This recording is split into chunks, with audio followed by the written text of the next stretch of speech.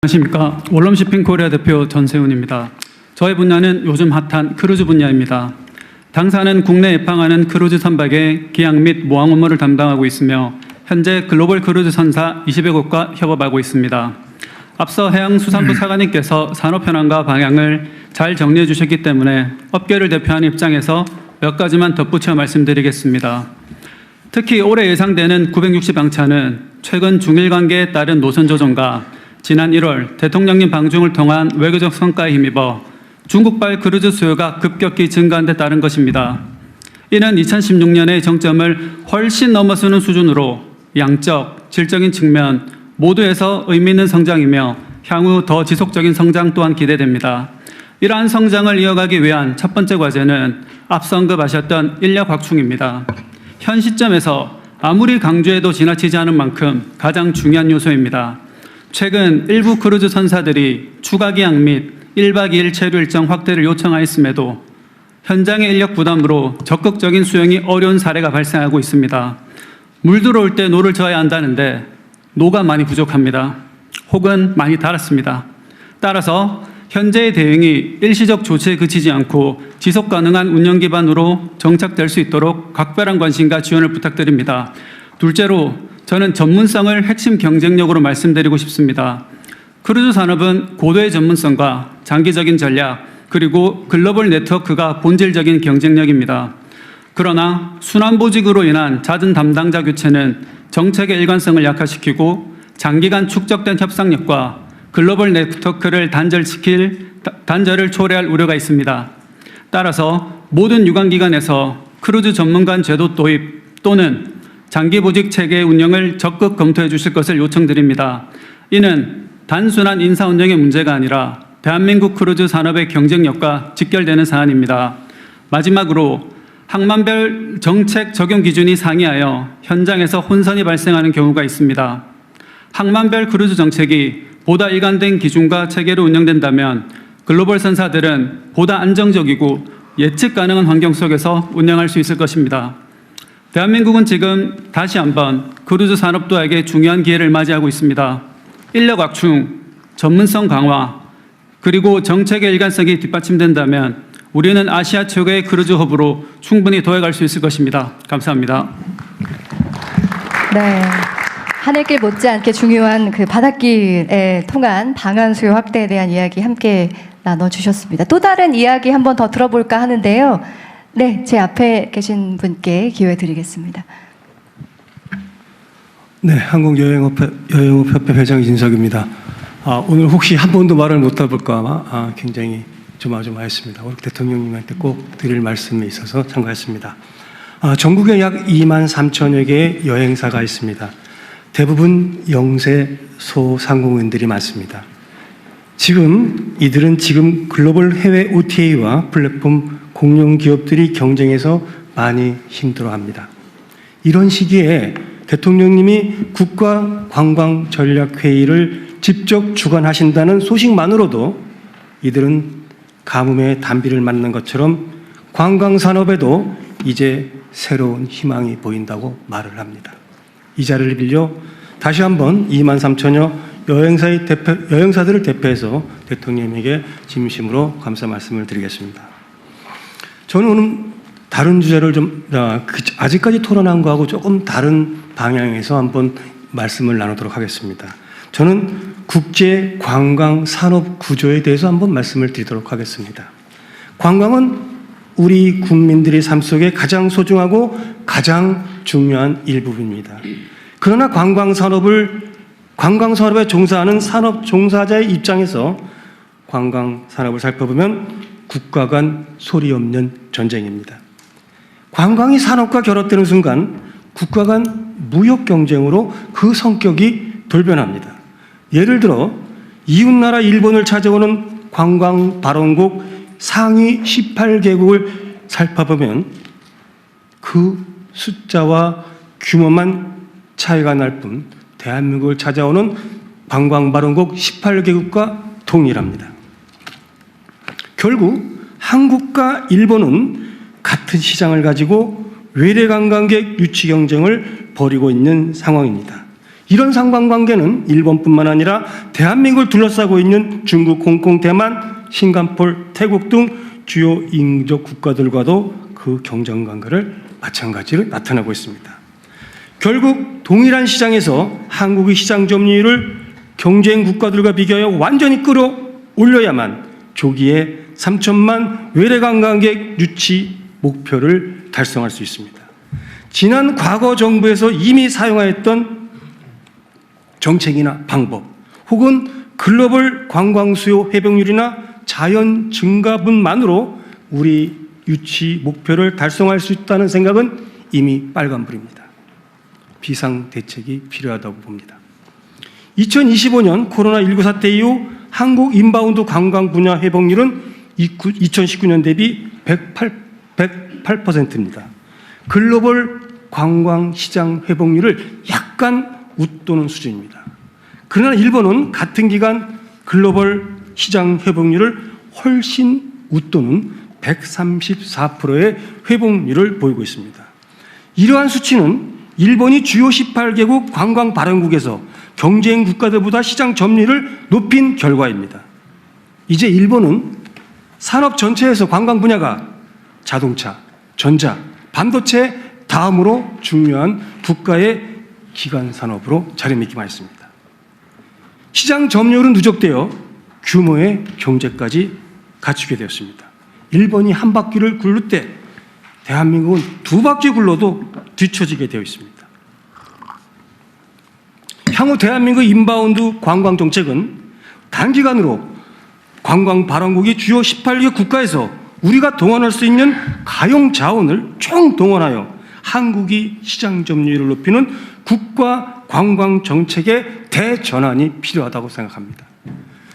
막연히 외래 관광객을 기다리는 게 아니라 우리가 찾아가는 관광 정책이 필요하다고 생각합니다.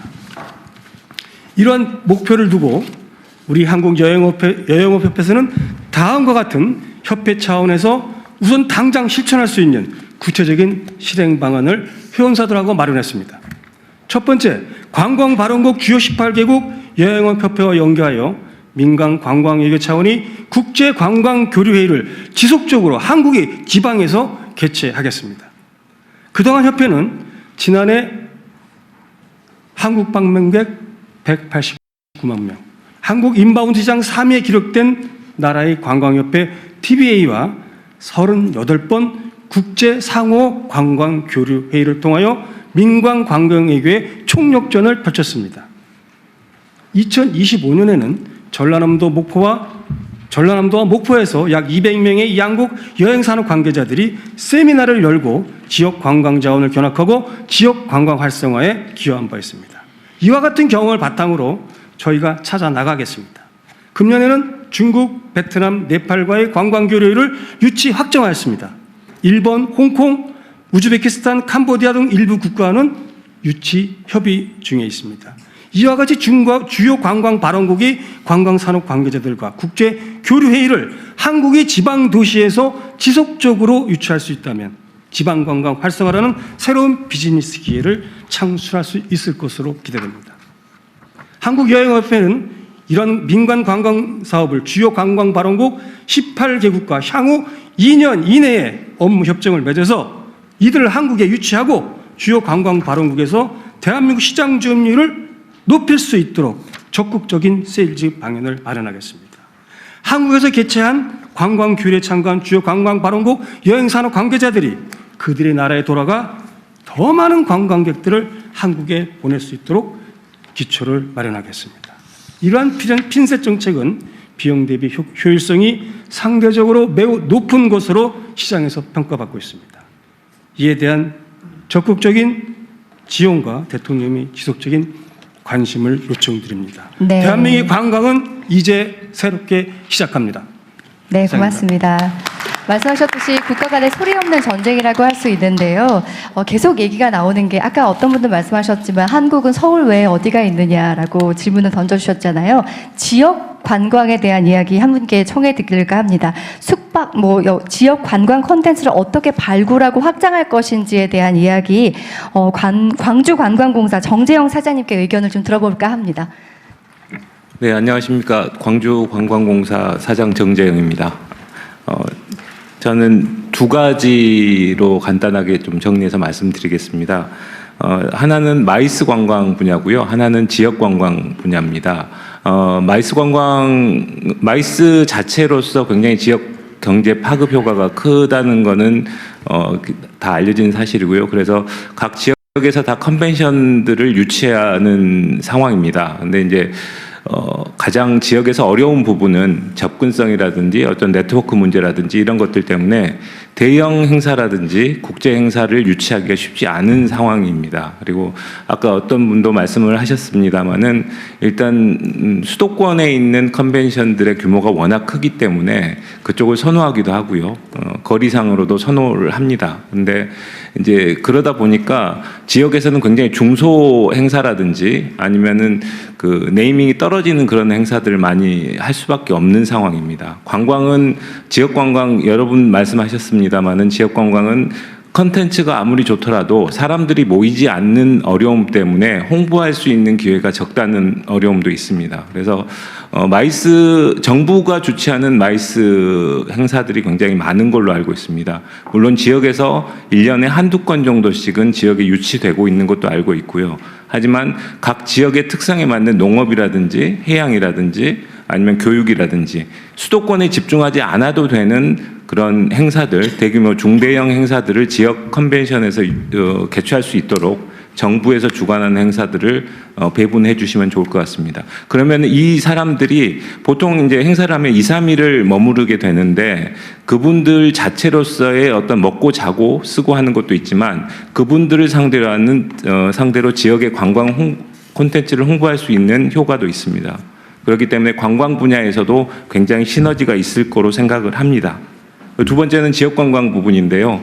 굉장히 지역관광 콘텐츠 자체는 다양하고 많습니다. 특히 이제 광주 전남 같은 경우는 생태, 치유 이 부분들이 청정 자원들이 많기 때문에 무궁무진한 자원을 갖고 있지만 그거를 개발하기가 쉽지 않습니다. 근데 최근 트렌드 자체가 체험할 수 있는 그런 관광들을 많이 찾고 있습니다. 예를 들어서 제주의 해녀의 부엌 같은 콘텐츠 같은 경우는 제주 출신 사람이 돌아가서 해녀의 삶과 음식, 문화를 관광 콘텐츠로 개발을 했습니다. 그래서 굉장히 인기를 끌고 있고요. 주말에 예약이 넘쳐서 예약이 되지 않는 걸로 알고 있습니다.